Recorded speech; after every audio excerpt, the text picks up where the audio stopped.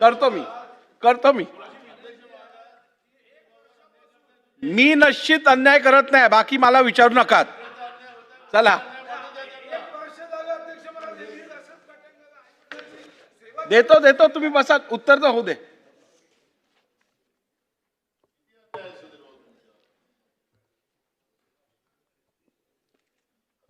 जसा नानाभाऊ तुमच्यावर अन्याय होऊन राहिला तिकडे तसाच आहे. माननीय अध्यक्ष महोदय, अंतिम आठवडा प्रस्तावावर या ठिकाणी अतिशय जोरदार चर्चा झाली. काल रात्री 3:38 या सभागृहामध्ये चर्चा झाली.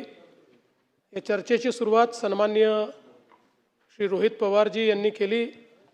त्यामध्ये सन्माननीय श्री सुरेश धसजी, सुनील प्रभूजी, कालिदास कोळंबकरजी, नरेंद्र भोंडेकरजी, जितेंद्र आव्हाडजी, गोपीचंद पडळकरजी, हेमंत ओगलेजी, आशुतोष काळेजी, कैलास पाटीलजी, मुरजी काका पटेल, डॉक्टर ज्योतिताई गायकवाड, हिरामण खोसकरजी, बाबासाहेब देशमुखजी, प्रतापदादा अडसड, विलास भुमरेजी, सचिन पाटीलजी, सिद्धार्थ खरातजी, प्रवीण दटकेजी, आनंद तिडकेजी, डॉक्टर किरण लहामटेजी, नारायण पाटीलजी, बाबाजी काळे, विक्रम पाचपुतेजी, अभिजित पाटीलजी, प्रवीण स्वामीजी, राजू तोडसामजी, अशा जी, संजय उपाध्यायजी, महेश सावंतजी, नानाभाऊ पटोलेजी, जयंतराव पाटीलजी, अशा एकूण 32 सदस्यांनी या ठिकाणी या चर्चेमध्ये सहभाग घेतला. प्रामुख्यानं कायदा आणि सुव्यवस्था, शेतकऱ्यांचे प्रश्न यावर ही चर्चा उपस्थित करण्यात आली होती आणि वेगवेगळ्या प्रकारचे मुद्दे मांडण्यात आले. काही मोलाच्या सूचना देखील या ठिकाणी करण्यात आल्या. खरं म्हणजे अध्यक्ष महोदय, परवा मी विधानसभेमध्ये भाषण केल्यानंतर अनेक लोकांना माझ्या भाषणाची मिरची लागली. पण अध्यक्ष महोदय, मी अतिशय स्पष्टपणे सांगितलं, मिसिंग लिंकवर जो काही त्या ठिकाणचा पूल आहे, केबल स्टेट ब्रिज आहे, त्या ठिकाणी जगातले सगळ्यात मोठे टनेल्स आहेत, याला एकही क्रॅक गेलेली नसताना, त्याचं काहीही नुकसान झालेलं नसताना 7,000 रुपये पाण्यात गेले, 7,000 कोटी पाण्यात गेले, 7,000 कोटी पाण्यात गेले. हा माझा अपमान आहे? महाराष्ट्राचाच अपमान आहे. खोट्या बातम्या पेरणं, अफवा पसरवणं हा महाराष्ट्राचा अपमान आहे. पण मी बोलता बोलता त्या ठिकाणी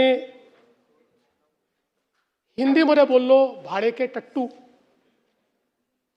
काही लोकांना त्याचे दुःख झालं आणि ते म्हणाले मुख्यमंत्र्यांनी सुसंस्कृत बोलायला पाहिजे होतं.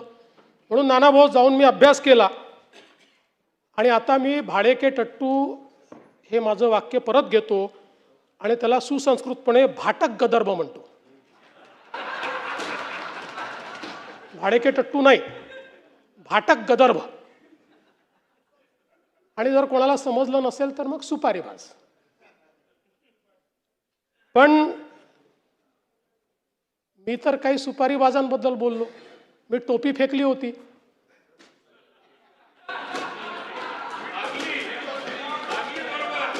अनेकांना का लागली मला समजलंच नाही. अनेक लोकांना ती लागली. बरं ते जाऊ द्या. आता मी एक वाक्य हिंदीमध्ये बोललो. आता आशिषजी ते ज्यांना समजायला पाहिजे म्हणून बोललो, त्यांच्याऐवजी दुसऱ्यालाच मिरची लागली. आणि आमचे मिमिक्री आर्टिस्ट मला म्हणायला लागले हिंदीत का बोलले. पूर्ण भाषण मी मराठीतच केलं. पण मला काही अडचण नाही. ते आमचे मित्र आहेत आणि ते मित्र असल्यामुळे राजकारणात तर त्यांच्यापासून आम्हाला काही धोका नाही. पण आनंद आहे ते राजकारणात आहे. ते जर मिमिक्रीच्या क्षेत्रात गेले असते तर एकाही स्टँडअप कॉमेडियनला या ठिकाणी मार्केट राहिलं नसतं. काही हरकत नाही. आपण जरा विषयाकडे येऊ. आजही मिरची लागू शकते.